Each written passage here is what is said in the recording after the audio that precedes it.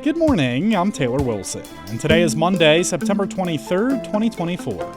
This is The Excerpt.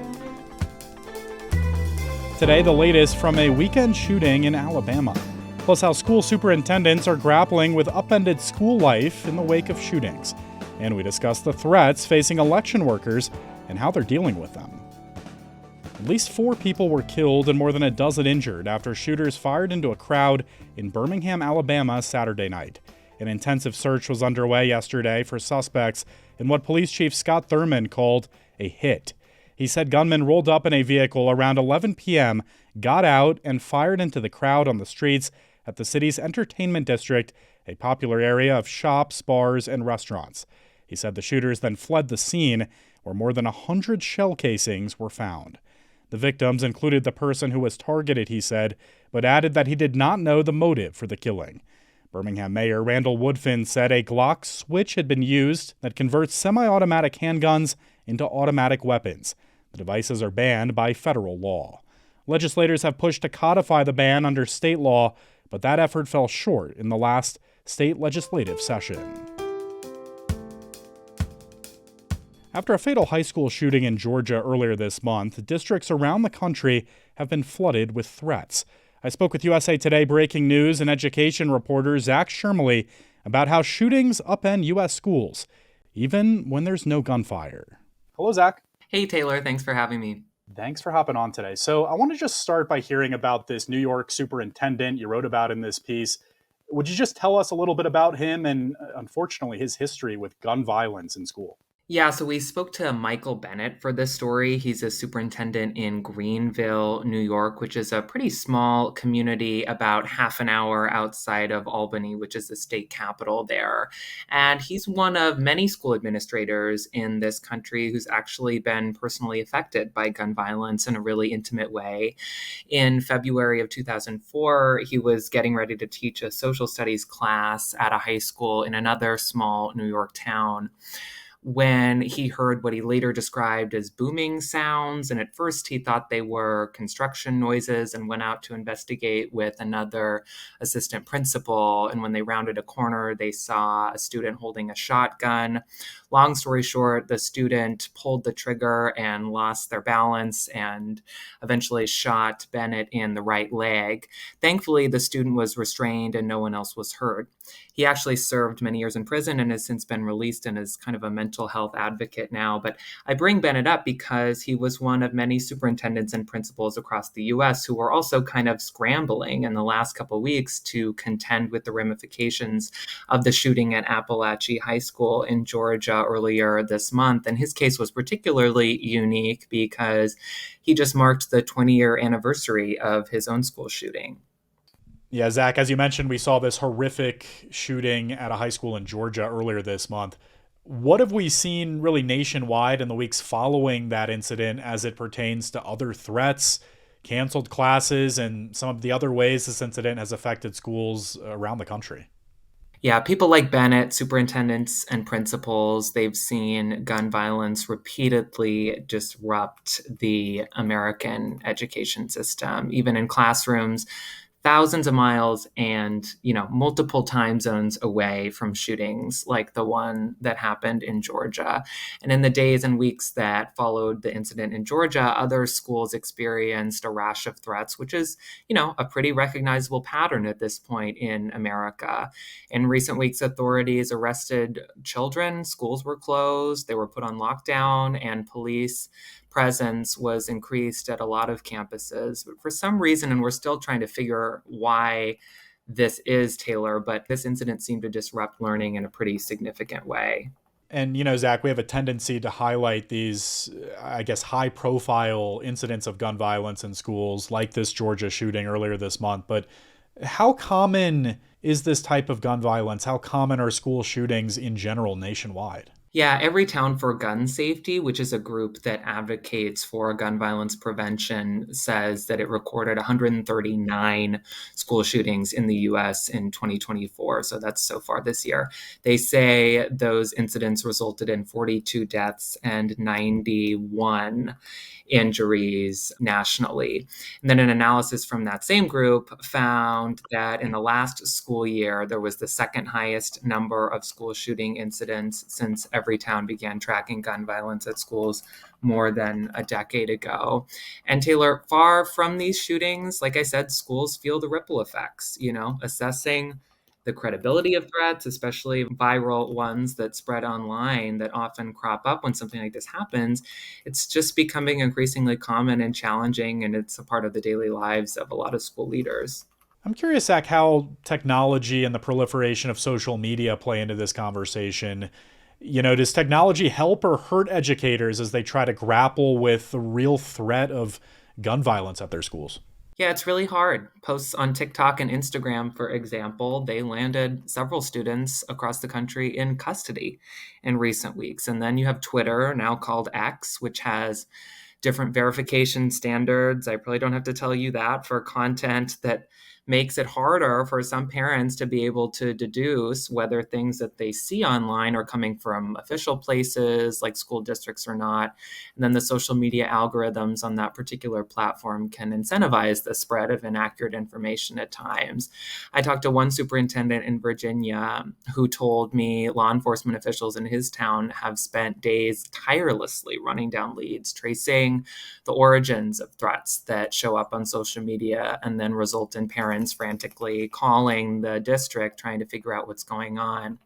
He ended up having to send a letter to parents to remind their kids that for the same reasons that you can't yell fire or bomb in a movie theater, in today's world, they simply can't post things that would even suggest an act of violence like a school shooting because schools have to take those threats really seriously. All right, Zach Shermley covers breaking news and education for USA Today.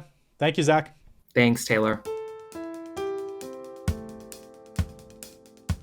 A dormant nuclear power plant in Pennsylvania may soon be reactivated to help power some of the increasing energy needs of Microsoft. On Friday, Constellation Energy and Microsoft announced the signing of a 20-year power purchasing agreement where one of the reactors at the 3 Mile Island nuclear power plant would be brought back online to exclusively serve the energy needs of the tech giant's massive data centers that help support artificial intelligence. Reviving the Unit 1 reactor at 3 Mile Island, which was shut down in 2019, will require approval by the U.S. Nuclear Regulatory Commission. If granted, the power plant is expected to return to operation in 2028. 3 Mile Island, located near Harrisburg, is best known as the site of the most serious nuclear accident in U.S. history. In 1979, a mechanical failure caused the partial meltdown of the facility's Unit 2 reactor, which has remained closed ever since. While the amount of radiation released during the accident was ultimately relatively minor, the incident was widely seen as causing public distrust of the nuclear power industry. 3 Mile Island was shuttered for economic reasons in 2019. Once brought back online, Constellation Energy said that it expected to generate more than 800 megawatts of electricity for Microsoft, as well as potentially add up to $16 billion to Pennsylvania's GDP, along with 3,400 direct and indirect jobs. From panic buttons to Kevlar vests, election worker safety is getting serious this year as threats ramp up. I spoke with USA Today national correspondent Trevor Hughes for more. Trevor, thanks for making some time today. Glad to be here. So, Trevor, what did you find at this election facility in this Denver suburb and the election official you spoke with there? How is he preparing for November? What did you take away from this visit? Yeah, this is actually where I live. And this is not a swing county. I do not live in a swing state, but these are election workers who are installing panic buttons. They are installing bulletproof glass or have installed this. They've got remote cameras everywhere. And the clerk and recorder has started wearing a ballistic vest, a bulletproof vest during election season because of the threats they've been facing. Wow. So does this match really what we're seeing nationwide, Trevor, as it pertains to threats and violence against election officials? Absolutely. The FBI has now arrested and prosecuted at least a dozen people by my count all across the country who have sent in bomb threats, who have threatened to murder election officials, who have said they are traitors and that traitors deserve to be hung. I mean, the rhetoric that we have seen has been very, very violent. And this particular clerk and recorder is not alone in wearing ballistic armor. Other clerks and election workers around the country are renting rental cars, so that they're not driving their own vehicles during election season. They're taking different routes to work every day so that people can't follow them home. There is a real concern among election workers who are, as a general rule, nonpartisan. There's a real concern about violence directed toward them. So disturbing, Trevor. What do experts say about all this? How concerned are they? Experts are very concerned. I mean, I've been covering elections for more than 20 years. And for a very long time, elections officials were really considered the sort of neutral arbiters. They produced numbers. Everyone agreed that the numbers said what they said, and whoever was the winner was the winner. What we've seen is that there's this increasing push to throw chaos, to suggest that the numbers are wrong, that the counts are wrong, that there's been all kinds of bad actors who are manipulating vote totals.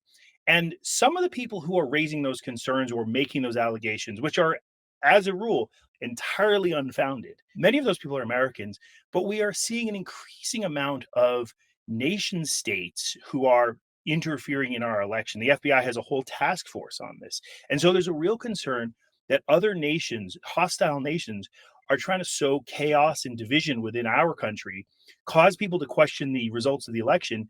And then where do you go from there? Well, where do we go from here, Trevor? I mean, you mentioned that task force and some of these precautions that election offices are taking.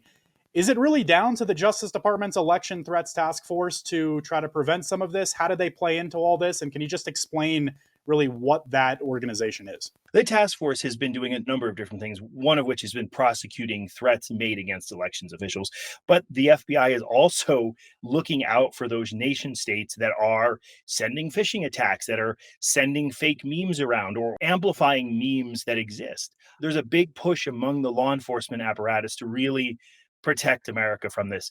But every expert I've talked to said that the single best way to sort of resolve these is to make sure that huge numbers of Americans vote. Because the more people who vote, the less opportunity there is for a small mistake to be compounded or for any doubt to exist. It's a smart point. Trevor Hughes is a national correspondent with USA Today. Thank you, Trevor. You bet.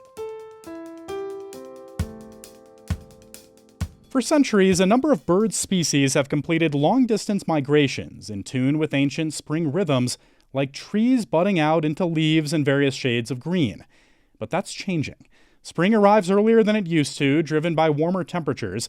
That's according to Ellen Robertson, who co-authored a recent bird migration study while doing postdoctoral research at Oklahoma State University. The study found a mismatch between earlier so-called spring green-up and the timing of migration for some long-distance travelers, leaving birds out of sync. Thanks for listening to The Excerpt. You can get the podcast wherever you get your pods, and if you're on a smart speaker, just ask for The Excerpt. I'm Taylor Wilson, and I'll be back tomorrow with more of The Excerpt from USA Today.